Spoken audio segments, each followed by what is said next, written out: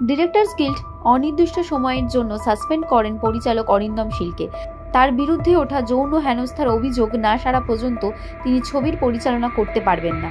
এই ঘটনার সূত্রপাত অরিন্দম শীল পরিচালিত একটি খুনির সন্ধানে নিতিন ছবির সেটে। কয়েকদিন আগে মহিলা কমিশনে পরিচালকের বিরুদ্ধে অশালীন আচরণের অভিযোগ আনেন এক অভিনেত্রী।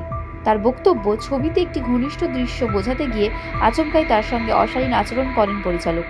মহিলা কমিশনের কাছ থেকে অভিযোগ আসার পরেই পরিচালকদের সংগঠনের মিলিত সিদ্ধান্তে পরিচালক অরিন্দম শীলকে অনির্দিষ্টকালের জন্য সাসপেন্ড করে ডিরেক্টরস গিল্ড।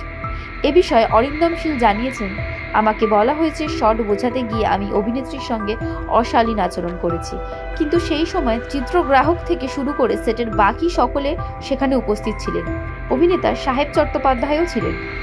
পরিচালক শুক্রবার মহিলা কমিশনে গিয়ে জানিয়েছেন, তার অনিচ্ছাকৃত কোনো আচরণের জন্য অভিনেত্রী যদি অপমানিত ও আহত হয়ে থাকেন তার জন্য তিনি আন্তরিকভাবে ক্ষমা প্রার্থী। সেই মতো একটা চিঠি তিনি জমা দেন। পরিচালক জানিয়েছেন, আমাকে চিঠি থেকে অনিচ্ছাকৃত শব্দটি বাদ দিতে বলা হয়েছিল। আমার সহকারী পরিচালক এবং ফটোগ্রাফার এবং সুরিন্দর ফিল্মের সদস্যরা সাক্ষী হিসেবে আছেন, কিন্তু ডিরেক্টরস গিল্ড আমার সঙ্গে কথা না বলেই এই সিদ্ধান্ত নিয়েছে।